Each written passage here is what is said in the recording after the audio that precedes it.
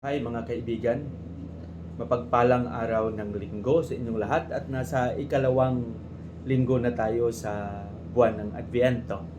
Ngayon ay ikawalong araw sa araw ng Disyembre, 2024.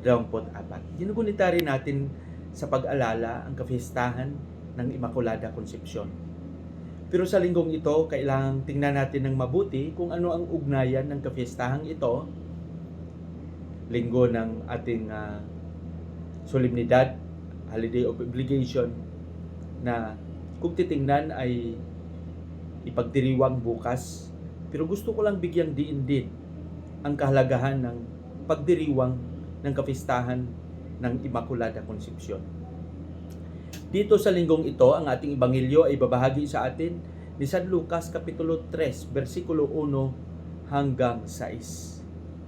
Purihin natin si Jesus, Maria at Jose. Narito na naman ang inyong lingkod, Father Bob, isang paring Karmelita. Dito napansin natin na sa ating ebanghelyo ay si Juan Bautista ay patuloy na nagpapahayag at sumisigaw sa ilang na ihanda ang madadaanan ng Panginoon. Ang paghahandang ito ay hindi lang tumutukoy sa pisikal na paghahanda.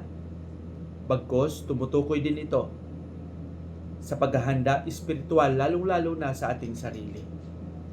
Alam natin na ang ugnayan para sa akin ng kapistahan ng Immaculada Concepcion ay yung pagpapaalala sa ating mga Katoliko sa isang paniniwala na nakag-ugat sa ating pananampalataya at sa salita ng Diyos. Yung biyayang ibinigay kay Santa Ana at San Joaquin, yung mga magulang ni Maria, ng ating ina, na maglihi na walang kasalanan. That Mary was conceived without original sin.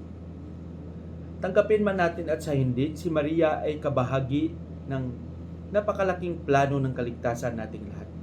Siya ay inihanda upang maging karapat-dapat. Kung hindi siya karapat-dapat, sino ang magdala ng Diyos na naging tao? Walang iba kundi si Maria.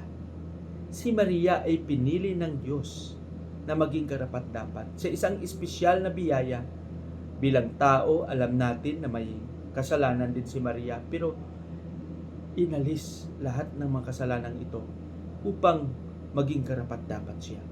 Kaya para sa akin, kung si Juan ay nagpapahayag ng paghahanda ng madadaanan ng Panginoon, si Maria ay siyang pinili upang maihanda ang kanyang sarili sa pagdating din ng Panginoon na bilang malaking biyaya, regalo sa ating lahat, makamit lang ang kaligtasan ito.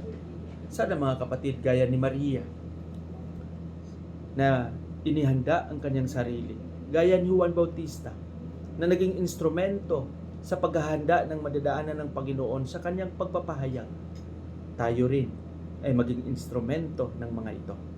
Sa ating sarili, maging instrumento tayo sa paghahanda ng ating mga kapatid at sa ating sarili din, hindi lang sa pisikal, kundi sa espiritual din. Sana maging masigasig tayo at maging tapat